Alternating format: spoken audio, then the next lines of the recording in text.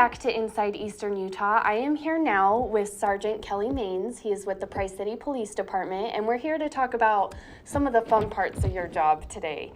Yes, we are. Just most recently, you guys did the Shop with the Cop program, which you do every year, and you've been in charge of it for the past couple years. I Is have. that right? 2 years ago, when Sergeant Tracy already retired, I took over the organization of the program to get everybody in place, and it's quite the process. There's a lot that goes into it.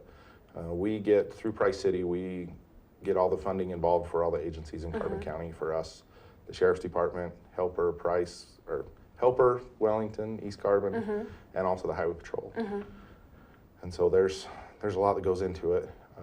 It's a lot of fun though. It's a real good experience to go through. Yes, and for those of you that don't know, Shop with a Cop, it's really a neat program. What it does is it takes children in need in the area, and they spend the morning having breakfast with local law enforcement, and then they go and shop for Christmas gifts at Walmart. And it really is just a great way to give those kids in need a great Christmas each year.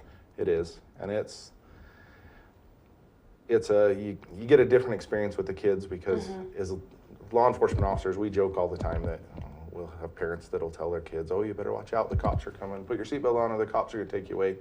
We hate it when parents tell their kids that, because when kids are scared, when they're in danger, we want them to run to us, not away from us. And then Shop with a Cop is a great way to do that. We have a lot of families that, like you said, if they didn't have this program, there's a chance that some of these kids might not get much for Christmas. And the other surprising thing that you'll notice when we do Shop with a Cop, that new officers that haven't ever participated before that come and do it, they're taken back by, you get a small child that comes in and immediately they're saying something like, "Well, I need to go get this for my mom, I need to go get this for my dad."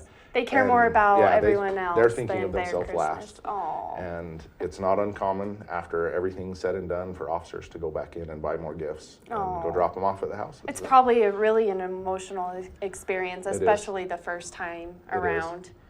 It is, and it's something, I mean, I've been in law enforcement for 18 years, and I've been participating in Shop with a Cop for, I want to say, 13 or 14 of those years.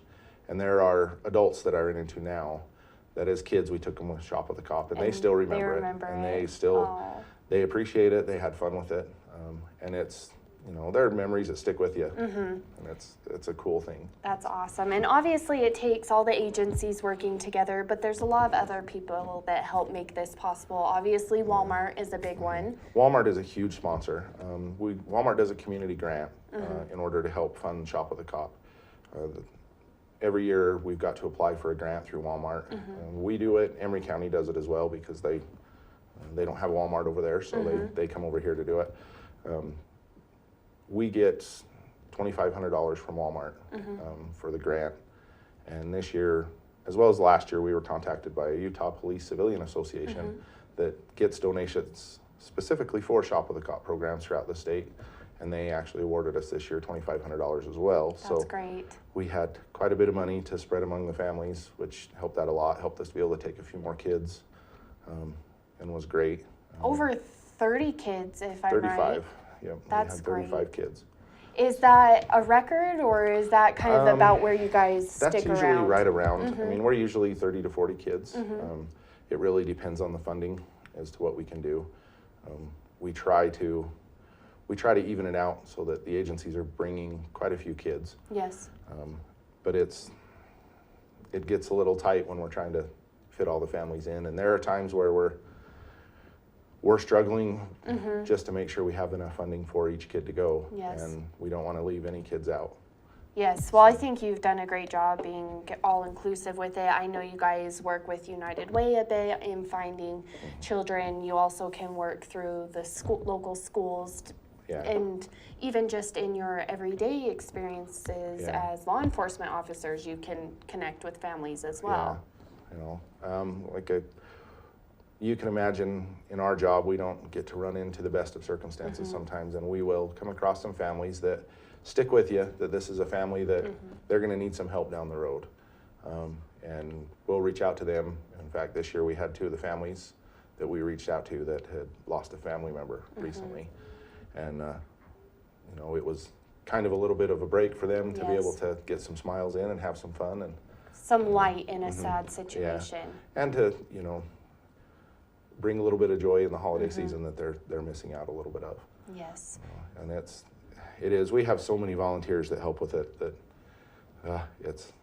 I know, it was it's hard to even overwhelming tick this them year all with off. how many we had, but it was great. So McDonald's provide you guys breakfast. is. This year you guys ate breakfast at the Tuscan. Everyone got together. You guys got paired up with your kids.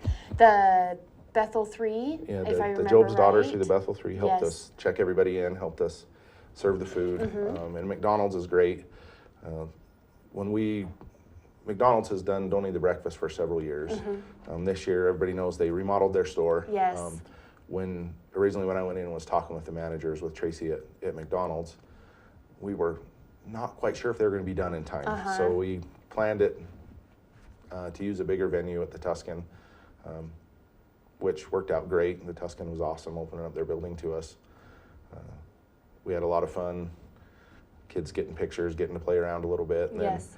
then, you know, after their bellies are all full and everybody's a little bit happy, we kind of send the parents off, head them over to Walmart, and then we load all the kids up in the cop cars and let them play with the Now lights and the that's what's sirens. fun is everyone, and I was actually speaking with a lady who wasn't too familiar with the Shop with the Cops. She'd never been at the store while you guys, and anyway, you guys all rolled up with your lights on, and she's shopping, and she's like thinking the place is about to get bombed or something. She's wondering what's going on. But you guys really make it a fun experience for the kids. They get to play with the lights, go in the police cars and everything. You know, the last few years I've tried, you know, I'm usually one of the cars in front as we're heading over there. I've tried to tell the kids, you know, hand them my radio and tell them, this is what my call number is on the radio. Say this and tell dispatch we're on our way. And the kids won't do it. They are so nervous. They're holding the radio like, oh, no, I'm not doing this. All right, we won't do that. And then we let them, I tell them how to flip the lights on and how to play with the siren. And, you know, they're waving out the windows at people. And they're gung-ho for that part. You know, and this year we had a lot of officers this year. And at one point driving down Main Street, telling the kids, look back through the window, look at the car, you know, from pretty much 700 East to 300 East. We had a line of cop cars running lights and sirens, and it was cool. And it's, you know, it's a fun experience for those kids to do that. You know, Yes. they're a little nervous sometimes about getting in the cop car, but they start pushing buttons and having fun, and then enjoying it's it. all fun and games Yeah. from there. And you guys are already getting ready for next year. You're already thinking about that. We are. And something a little new for next year is, I know a lot of people, just everyday people, want to donate to this program. It's such a great program and people want to be involved. They do. And now you guys are making that usually happen. when we're actually shopping at Walmart with the kids and the kids are going around, we have, you know, we've got community members, people coming up to us wanting to, you know, this is awesome, wanting to give us money. And as officers, it's very much frowned upon for us to take money from people. Yes. This year, we had several people that they weren't going to take no for an answer. So Chief Joltz and I discussed setting up an account through Price City that will roll over from year to year that is specifically for donations for Shop with a Cop. And in order for somebody to do that, all they need to do is go into the city utilities office and just tell them they want to make a donation for Shop with a Cop. Part of that will be too, they'll get a receipt, so it is something they can claim on their taxes as a donation. But then that account goes straight into the city, straight for this program. And hopefully that'll give us a little bit extra funds every year if people want to donate. And you can donate throughout the entire year, throughout clear the year. leading up to the event. Yeah, and so hopefully that'll help because, you know, our community is awesome. We have, you know, when over the years you think of some of the struggles that we've gone through in our community with the flooding incidents and things like that, it's amazing how people come out to help. Yes. And it's amazing how people who are even struggling themselves will come out to help. Yes. And, you know, it's one of the reasons I like this place is it's a great community all throughout our county. We have a great group of people here. That is the truth. We are really, really fortunate to be here. And let's change gears for a second before I forget. Another thing you're in charge of is DARE, which is obviously very reliant on the schools and the kids. It's another way for you guys to build those positive relationships with the local kids. It is. It's a great experience for me. I think this year will be my 14th year teaching DARE. It's a very different thing to have to go into, I'm used to dealing with a lot of adults. Most of the time we're dealing with people, in a very crisis type situation. But we got to change gears and go into a 5th grade classroom or younger age groups with some of the DARE classes. And then, you know, we have Officer Wilkinson who does DARE at the junior high, which going in with some teenagers at the junior high, you have to change gears a little bit going in and talking to the kids. And here's their chance to be able to ask a cop questions that they never get to ask before. And DARE's, it's a 10-week program. The elementary level is a 10-week program where we go in once a week and teach a lesson. Part of that lesson we start off with, we've got what we call a DARE box. And the kids can write down anonymously any type of question they want, throw it in the DARE box, and at the start of the class, the officer that's teaching pulls a few questions out and answers them. And over the years, obviously, we get, you know, if you ever arrested anybody, you know, the popular one now is, have you ever had to tase anybody? But a classic. You know, the other ones that you wouldn't think of is I've had questions like, what's your shoe size? I've had, what did you have for breakfast? You know, and they ask, you know, very pointed questions of, you know, what happens if somebody does this? What happens? And over the years, I have had questions in there that aren't really a question, but it's a kid reaching out for help.